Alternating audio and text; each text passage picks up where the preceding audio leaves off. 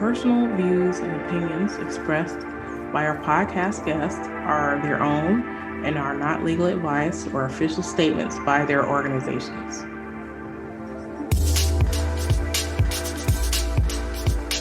Hello, my name is Debbie Reynolds, and they call me the Data Diva.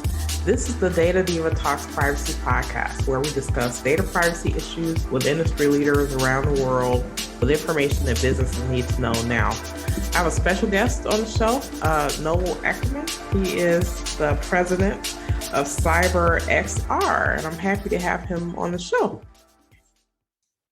Thank you so much for having me. Excited for this conversation. Yeah, this is going to be fun. So I just have to tell a story about how we met or got to know each other at all. You and I collaborate with XRSI, which is run by Kavya Perlman. So she runs a safety initiative around kind of all things reality, all digital types of reality. So that's XR, VR, all the R's, all the types of realities that there can be. And so I had worked with her on, I think it was one of their the privacy frameworks. I run kind of the compliance part of that. But I think that you and I had got on some joint calls a couple of years ago. But this year, I had the pleasure of being a panelist on a session about privacy in the metaverse as it relates to kind of all these different types of realities. And you were on there as well. And I was really struck by your, authority, right? The way that you speak about the space and the way that you're very passionate in it. And there aren't that many chocolate people that I can talk to. So I love to have chocolate people on my show. And it's chocolate really cool. People. That's right.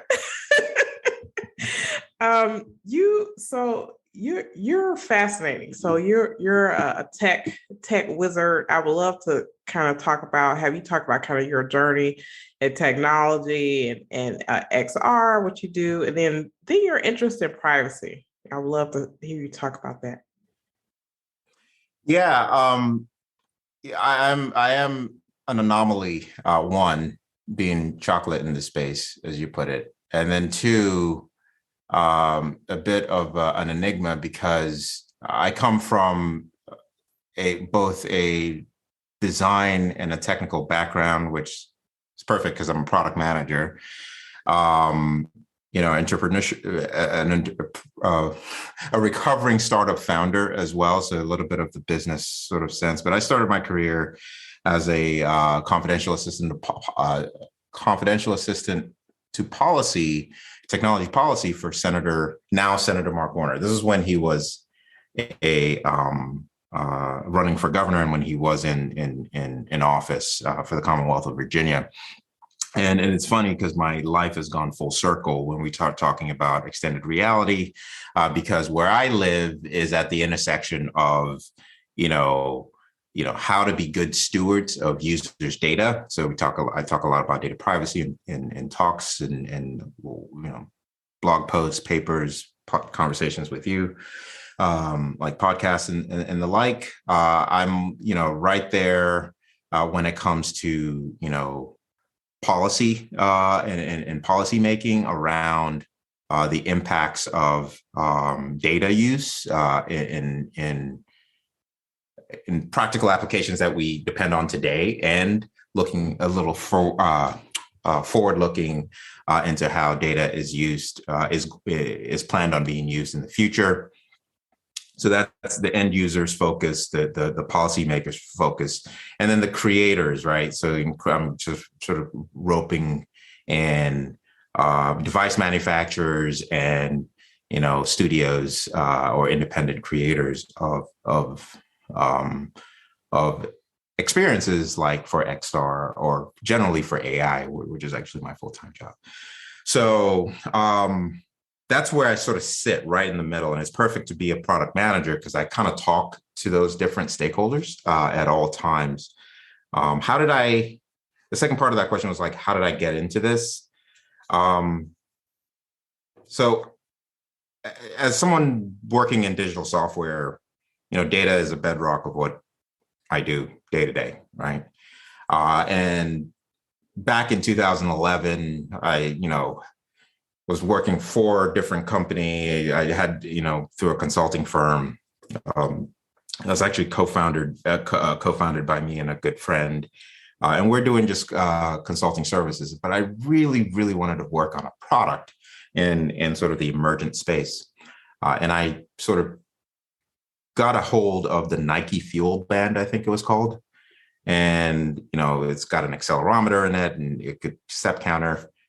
And in my mind, if it counts steps, that means it tracks motion. So the question I wanted to answer is, could it count a jumping jack? At the time, New York Times had this sort of 7-minute, 7-minute workout or something that was super famous at the time. It was like 2010, 2011. So it fascinated me is like using a simple tool like the Nike Fuel Band, could I actually work out? And so do like basic workouts like jumping jacks and being able to detect it in the tool. So fast track, I quit my comfy job, started a startup, something called Byte and Atom Research. We were just sort of looking at answering some of these questions. And my hope was that, a product will fall out of it. And the product did. I built a fitness assistant on Google Glass. We were a launch partner for Google Glass, if you remember that device. One thing that I learned through that process, naturally, if I'm tracking biometrics, so my motion, my gait, in order to tell someone who's having a hard time walking and sort of provide them with a regimen to help them live a healthier life, or somebody who's just looking to work out and want to prevent them from reaching for a tablet or a phone when they want to do a circuit. We wanted that heads worn experience was great for it, one. And then two, I was collecting a lot of data, right? And so I've always looked at it as, this is not my data. This is, my users' data. So fitness experts are their customers. That's their data. And so I started thinking about like how to sort of collect this data in a safe way, right? So that in the inevitable breach, you couldn't tie someone's workout routine out of, worst case, to their name and their email. And so a lot of, governance of how I use the data, how long I retained it, went into that product with LinksFit. Around that time, Google Glass was flailing. It launched. It was doing great. I was raising money, and I went on a flight. And as I was clearing security, got into the airplane, checked my bags. Flight attendant comes to me and says, "You got to take those smart glasses off." And so I go, "Wait, these are, my prescriptions are tied into these Google glasses, and, I'm not recording." It's like, "No, you're making passengers nervous." By the way, as I was going back and forth with this flight attendant, everyone around me had their phones out recording, right? So I started thinking then, this is actually what launched my career into, in that case, assisted reality, which is Google Glass, but sort of data trust as a subject, or data stewardship as a area of interest for me. Because there are many reasons why Google Glass failed. But if I were to guess, there were 3 things that Google didn't do well. One was context. Everybody around me on that plane didn't understand what Google Glass was or did. And for those who knew that it could record, they didn't know how Google would use that data. So you'd hear some nightmarish stories like a passenger wearing Google Glass on the BART in San Francisco getting punched in the face because they had it on. And so there was no context. There was no understanding as to how the information was going to be used, how long it was, stored for, how Google would turn my face into selling me an ad down. There's so many reasons for that. So that was the first thing. a lack of context in my way of trying to explain why I think Google failed or Google Glass failed. Number two is, okay, well, in addition to not having context, now I believe, let's say I believe that Google Glass did allow the wearer to record me. Where does that information go? And do I have the choice to opt out of being tagged or being sold to with ads? Because Google's an ad company, so that's where people's mind goes. And the media also perpetuates that regardless of what measures Google does to protect humans' information or data subject information. So the next one outside of context was choice, right? We can talk about choice a lot in the context of, I saw your post very recently, Debbie, about cookies and little cookie banners and consent flows. Choice comes in, that's a great analog for choice, right? Consent to me and choice in that context is, do I have the choice to add myself or remove myself into the different categories and ways that you're collecting information about me, whether it's first, second, or third party. I'm an anchor on choice for a second. I love using an analogy to explain choice to people, like, my parents who may not be nerdy data privacy wonks as me. So I have a daughter. She is in daycare. And I put her in the care of teachers, caretakers, the principal. That's the agreement. I take her to school, you care for her, and I pick her up from school. That's the agreement. If the school wants to take her to the park or to the zoo or swimming class, they come to me, the parent, right? They ask permission, and I give consent on behalf of my child as to the bounds in which they can sort of break the existing agreement, right? And so that's how I look at choice, right? That it's my data as a user. Before you use, and I'm green based on the context that I understand. So before you use my data for any other means, let's say I gave you access to track my behavior around the tool or the app or the experience. That makes sense to me as a user because I want my experience to be counted in the improvement of said tool. Okay. But when that data gets sold to Cambridge Analytica and it changes the course of the world that I live in, had I known that context, I would have made a choice to not provide specific bits of information or any of the bits of information to Facebook at the time. So that's choice. And then the last piece was control. Why I feel Google failed, if we're still tracking this super long explanation. I understand the context. It's transparent. It's not written in legalese. I can give my consent. I can revoke my consent. Now we start talking about the right to erasure in controls, right? The right to deletion or erasure, the right to information, right? The utility and the usability of accessing the features in your app to act on those choices that I defined based on what I understand from the context that you provide. So it's successive, right? Context, choice, control.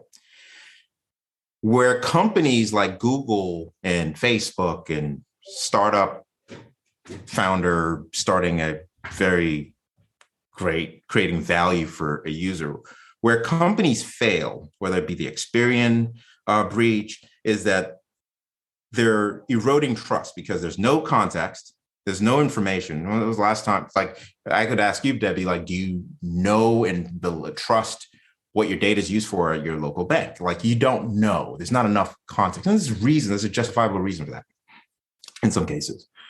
There's no context, there's no choice, and there's no control. And that's sort of my TED Talk, my diatribe around why I think Google eroded the trust, why I think Google sort of lost its way in fueling adoption of the tool, because it didn't do enough to check those three boxes along the way. Also, they overhyped it, and it wasn't really an augmented reality device, but they called it that. So. Very cool. Very cool. I love this, the three C's you call it. I want to talk about context, so we can really go deep on this one, okay? Because there are many levels to context, right? And context can change over time. So I think it's just such an interesting thing, and I like the fact that you brought it up. So what's happening now in the world, I feel, let's talk about advertising. Okay, so what's happening now in the world on the regulation side? There are regulations trying to stop people doing kind of these data transfers from one party to the next without kind of a consent mechanism. And part of that is making sure that the individual has some type of context as to why this data transfer is happening. Right now, a lot of this data, like you had mentioned, like Cambridge Analytica, if people knew that if their friend was going to take a personality test and then they were going to take their data and then create psychological profiles and then target them specifically with these ads and different things, they probably wouldn't have said yes to any of that, right? But there's so much that changes during that chain. And then I guess for me, context is, I think of it in, there are many levels, but the two levels I really want to talk about is, let's say a marketer takes data for one purpose and use it for another kind of marketable purpose, like maybe to sell you another product. And then kind of the underbelly of that is that someone's selling this data for a purpose that you would never agree to. Like, let's say gait recognition. This is a great example. So in a fitness tool, you may track, someone's gait or whatever. But what if someone says, okay, I want to use this information to create like a risk model so I can deny people insurance? This is what the regulations haven't really like caught on to yet. I mean, the technology is moving so fast, but talk to me a little bit more about kind of context and kind of where we are right now in terms of context. It's a great question, because I look at context and you're absolutely spot on. There's so many levels to it. But to simplify how I think about it as context and understanding from the organization standpoint, and then context in how it benefits a user, or information understanding from the end user or data subject standpoint. So from the organization standpoint, we've got so many different ways of understanding our data, and that's a mature space. Using metadata management, using data governance tools like AWS Glue, while you're going through implementing your pipeline type of things, you naturally need to understand, let's call it first-party data. Like, so you've got an e-commerce site and people are actually buying things from you. So they're volunteering their PII or sensitive information to you. The question that I ask an organization is, do you understand your data? Do you understand the provenance and origin lineage? Do you have a risk register that sort of helps you codify areas of potential leakage for the sake of security, but also robust enough to help you explain to the user should there be a right for information request,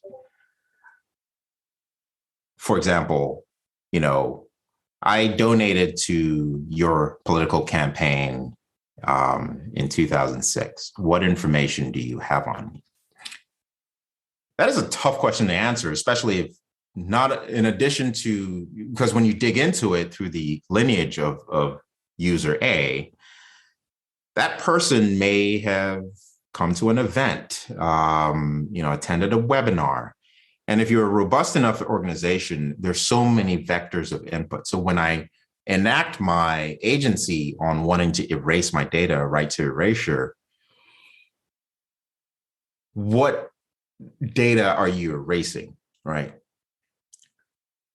Or from an end user standpoint, so that was on the business standpoint, understanding the lineage, provenance, and retention in order to make certain policy and compliance decisions, and also to explain it to the end user. And then for the end user, it actually the value for an end user actually benefits an organization in a way that a lot of people don't think. Because if I requested information, I learned that, oh, wait, I'm getting these emails from this organization because I perhaps opted into getting more information after I bought the widget or donated to the campaign.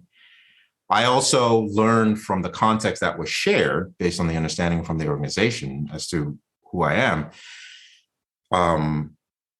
that I'm actually very active. Over an extended period of time, I've donated multiple times. I thought I only donated once. I've attended an event, but I want to decide as a user that I don't want to be associated with this organization or individual or service or company ever again. And so that's one piece. And sort of explaining that within the confines of extended reality, I've often used an example of a simple, made up application like, tagging, an AR, augmented reality application where I do put graffiti or create digital artwork within real physical spaces. So say I went to my favorite grocery store, and outside I sort of drew a heart or an apple, and someone came around and defaced it, right? The apple or heart that I drew, whatever I drew, may have some unique information that's tied back to me in this fictional example. I opted to share that information to get attribution, say, for example, for the thing that I drew that I was proud of. But say a day later, I learned that someone else had come in and defaced it and put something inappropriate within that same space, right? I would then have that context because I would ideally be notified by the organization because they understand their data and will perhaps need to be in compliance with some laws to let me know if there's a change. And so then I can choose to remove my information from that. I don't want to be associated with that anymore. And so the organization would have to act on that. That's how I think about context from that. Just something that benefits an organization to understand their data, put simply, to govern their data for compliance needs in order to serve and respect an end user's needs, right? And naturally to be compliant with some laws. Excellent. So what's happening in the world right now with kind of XR and stuff like that concerns you the most, right? Because you're right on the cusp. Like you're emerging, you're forward thinking. Like what are you seeing right now that maybe you can project into the future that's kind of top of mind for you, concern in this area?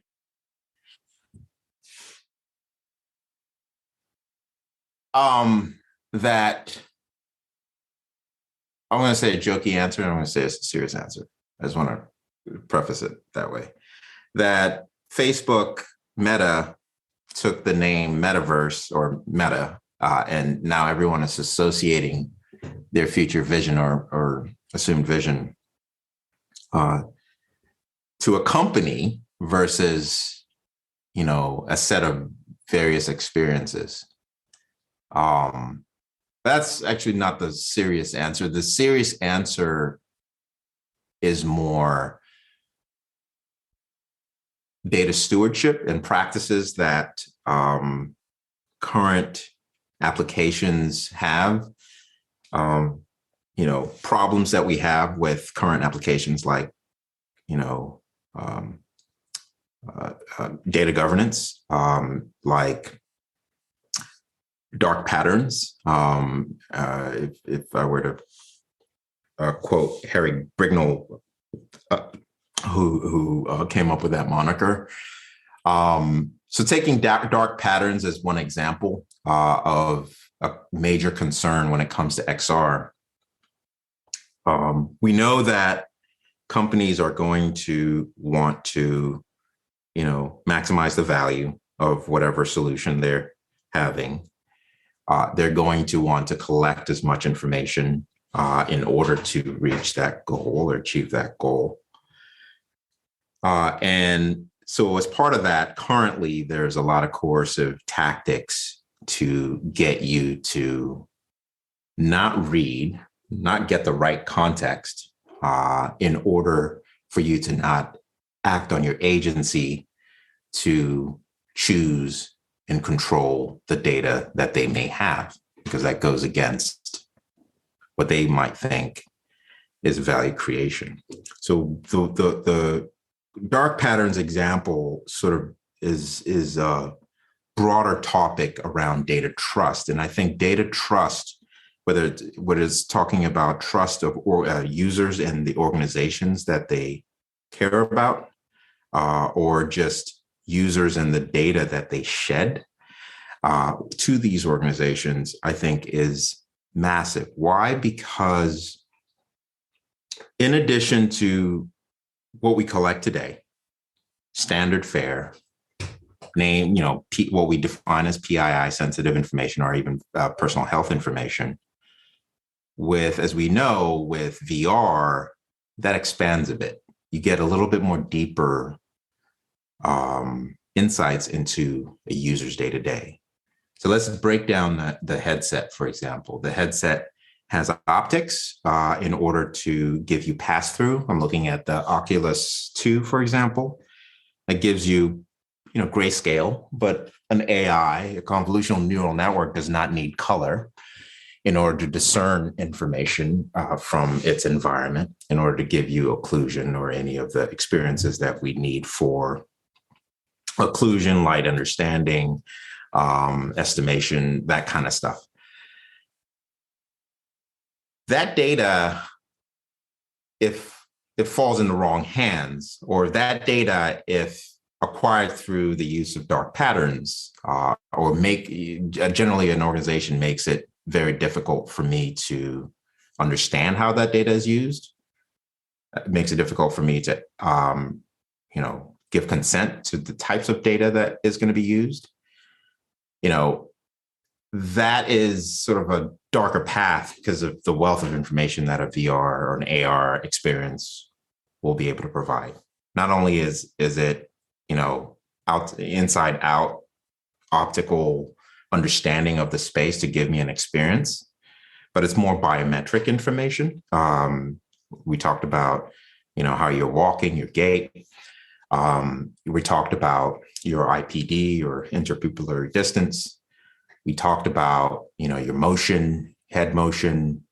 There are technologies and academic papers on brain-human interfaces in order to sort of tap into emotion.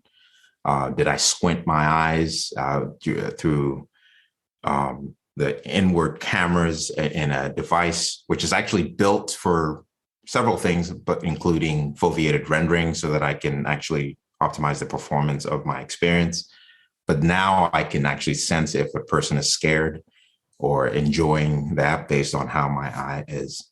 There's so much data being shed, and that is to your question, my biggest concern that if an organization isn't a good steward of their users' data, isn't, enacting safety mechanisms, privacy mechanisms, isn't compliant to what society and legal and regulations might deem as normal or expected, we could cause accelerated harm, accelerated in the sense that the harm that we may have today when Experian leaked all my personal information, that's laughable when you think about tying my psychographic, my interests, tying that to the PII that is already collected, tying that to my biometric information, and just getting a more holistic view as to who a user is.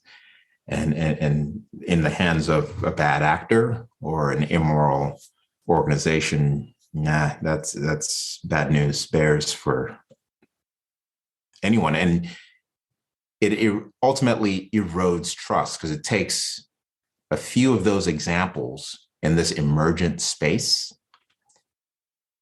to erode the adoption that everyone wants and been talking about since the word metaverse came back into normal parlance, that, they're going to attribute these bad experiences that may be reported on as the norm.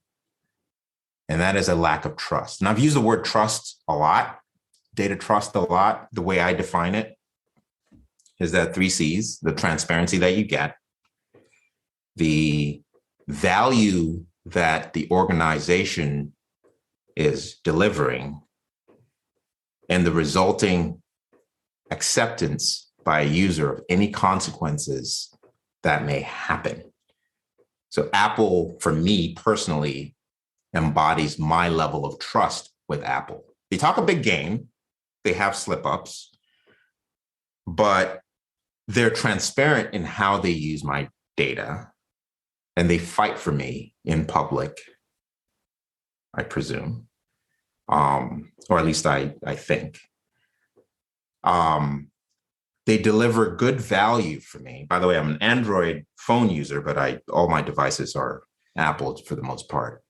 But they value good. They deliver good value for me. And so if there's a breach where I learn that Apple sends anonymized voice data to improve the Siri experience, I accept that consequence, and it's not a big deal. And it's more a science. It's more an art for me than a science. I just trust that they're going to do right by me in the event of an issue. So again, another long answer, but yeah, that's where I am. No. I'm glad you brought up Apple. I posted an article and actually, I don't know, maybe it's gone viral now, but the article I found was that as a result of Apple's privacy changes, they estimated in the market the companies that were impacted by this change lost over, I think it's like $280 billion. And that's a lot of money, over a short period of time. This change hasn't, I don't even know if it's been out for a year yet. What do you think about this? I think if I were to turn if I were to have one day when I grow up, start a business in scoring companies on their 3 C's or trust score, I don't know whether that's a thing or not. It's something I've been mulling over. How do you score these? Apple would be scored pretty high. They would be in my top right-hand quadrant of any sort of chart that I might have when it comes to my trust and the issues that they may have. I am not a Facebook user, and so I don't really know how that affects Facebook technically.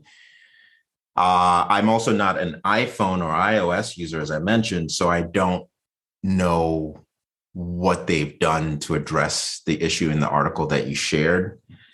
But from what I hear, maybe I can turn it around and you can tell me a bit more about it, is now Apple tells you, what Facebook is using at a given time. That's a hard problem to solve. So I give them a lot of kudos to lean into that. Yeah. Well, in a nutshell, basically what Apple did, and I did a video about this like last year. It's pretty funny because I said this exact same thing. It's like, if you all don't change your business models, you're going to lose like a ton of money, which basically has happened. But basically what Apple did was they changed the way that they share data with third parties, right? So if I'm an Apple user, I'm first party, I give Apple data, right?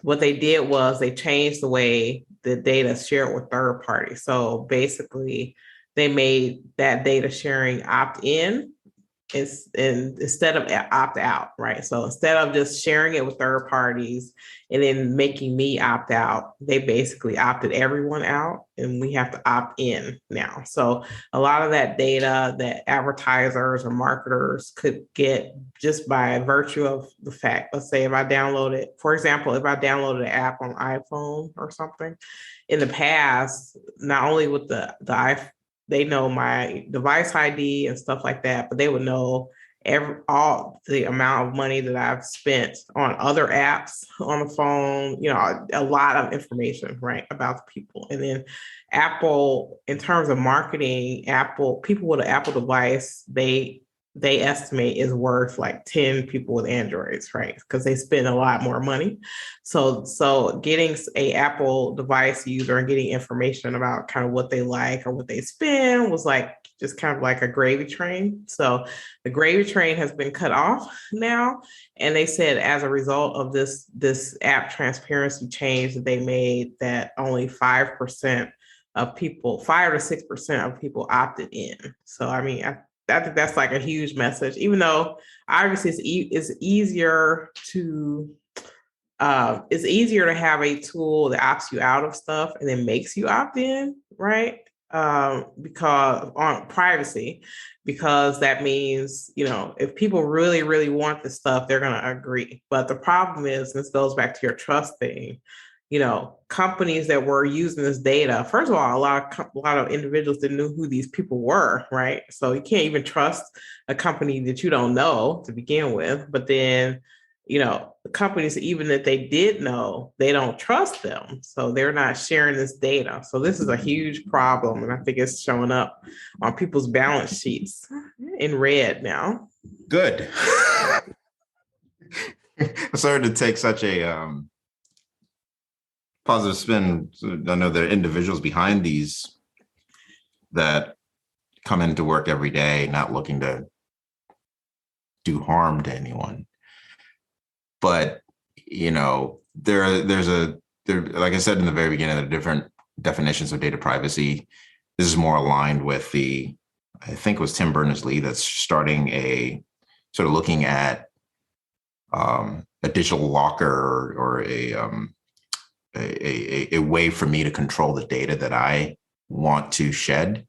It's almost like a step into that direction, that libertarian view that it's my data, and if you need it, I can charge you for it.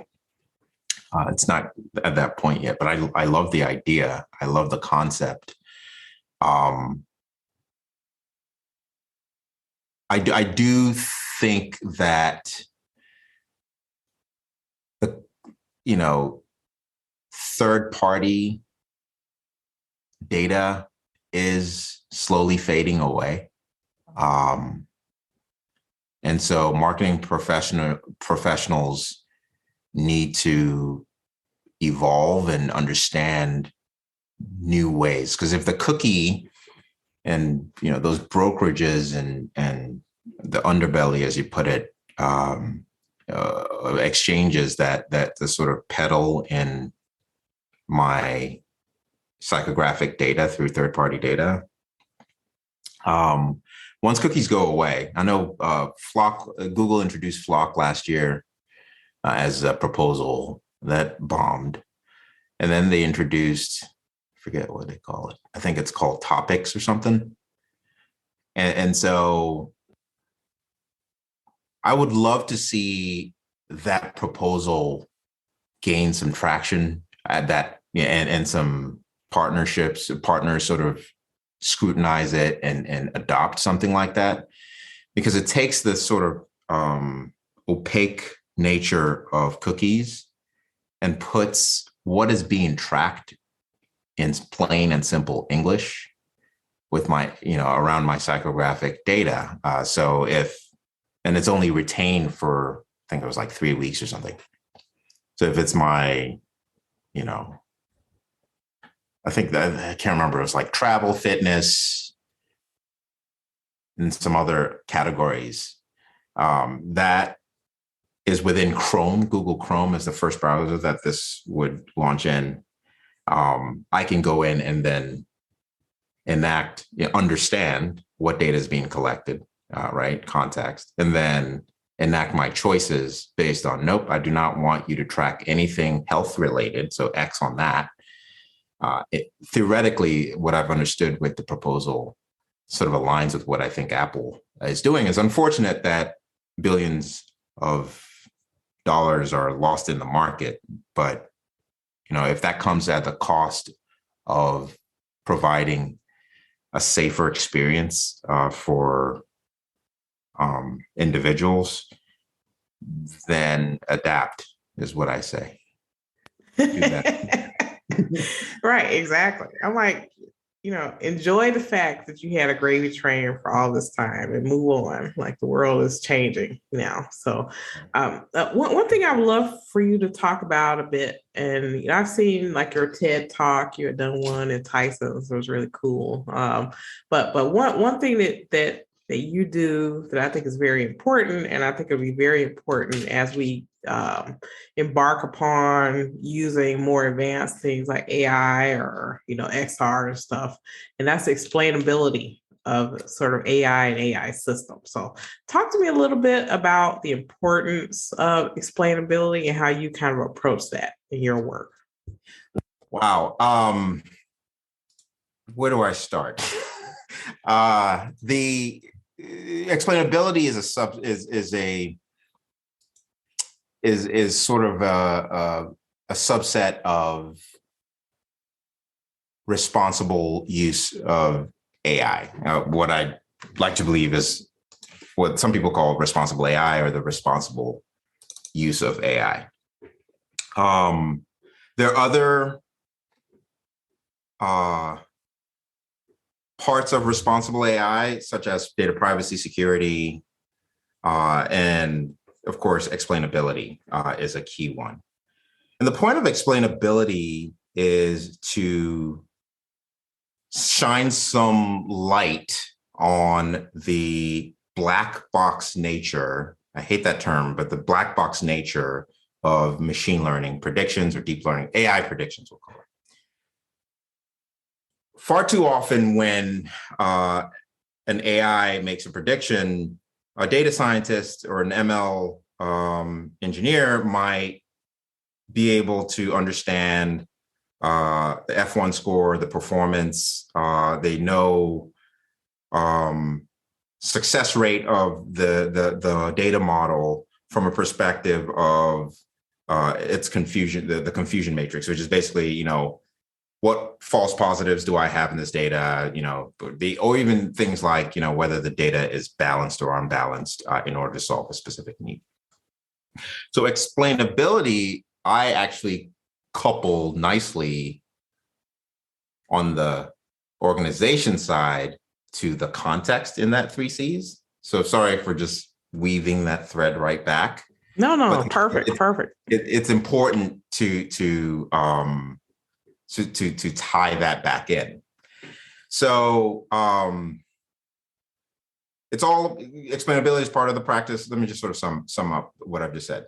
It's part of responsible use of AI, which is part of the human-centered AI practice, HCAI.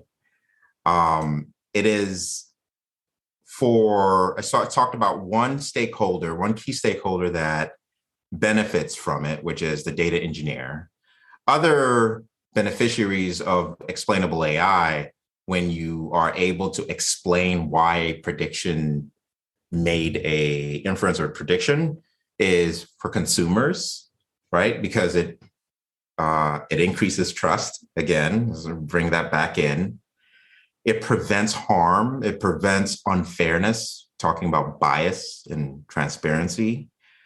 For an end user or consumer, it helps you understand the impact of an AI prediction. And with that, I'll give a quick example where I was just reading this from the Google Flights team. Google Flights team's sort of responsible AI team or ethical AI team put together a white paper about as to, it makes a prediction. I'm oversimplifying here, but it makes the flights product has a, when to buy your ticket feature. And it will say, Tuesday at 3:00 is the best time to buy this. But you get a nice little toggle. A consumer gets a nice little toggle tip or tool tip to explain why that time is the best, right? It's not in too much detail, but at least affords the trust and increase the trust. We can talk about how for an end user or consumer, it prevents or minimizes bias. I'd love to get into that, especially because I'm Black and I care about those kind of things. That's right. But the last stakeholder for explainability is policy and compliance. I'm talking both internally with your legal team and your policy team for a large organization, and for explaining to policymakers and lawyers and stuff like that. Yeah. And so explainability, one last thing is that you're basically understanding the model's behavior is super critical. And so explainability, practical explainability, or XAI is it's getting known to be called, is critical in the construction and preparation of your data, building and training your model, evaluating and deploying and monitoring for, from when you're collecting and refining your data collection process, getting a lot more context as to the stage of your data using things like SHAP or LIME or integrated gradients. On the building and training, verifying your model's behavior is gained through explainability, and so on and so forth. Lost my train of thought, but yeah. So that's explainability in a nutshell. Is it ties right back into the context from an organization standpoint. Do I understand my data? In this case, the model. Right. So I would be remiss to not have this conversation with you about bias in AI. So this is one reason why I'm in privacy now. This is one reason why I talk about it a lot, because, that it directly impacts me. The example I gave to someone, and this is kind of where I think we are right now. Let's say you go to a grocery store, you have a mat that you step on, right, to open the door. So you step on the mat, the door opens. But let's say the person behind you steps on the mat and the door doesn't open. So the first person who steps on the mat, they're like, well, there's no problem because this mat opens the door for me. But then they don't want to investigate why it doesn't work for the other person. And I feel like that's kind of where we are with kind of the bias discussion in AI and sort of these technologies. What are your thoughts about that? My thoughts are, it's still something that I'm learning. I have to be brutally honest. And from what I'm learning over the last year or two, is that there's no one simple definition of fairness. Like to talk about bias, you need to talk about what's fair within the context of the experience that you're trying to deliver value for. And so there's no one simple definition, which is why organizations need to, look at the domain and what they're trying to achieve. If it's a doormat that uses some sort of convolutional neural network to understand who's coming at the door for security benefits, for example, in your just sort of riffing off of your example there, what's fair, right? What's the one thing or the net end things that society as a whole today may accept as fair. And then, of course, does that definition align with my organization's principles around delivering the solution?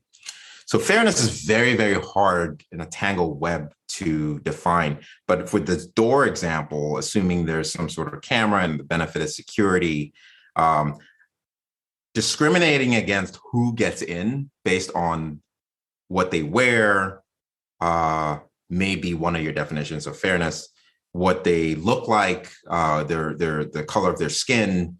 And so you then you have a bunch of knobs that you want your model to tweak with your model to say, okay, well, I'm optimizing less for the performance of my model and more for fairness or to de-bias any situations. I do not want to I want to train my models with a data model that has enough people of a variety of shades of color, types of clothes. So if I'm wearing my hat backwards, it doesn't assume that I'm a criminal.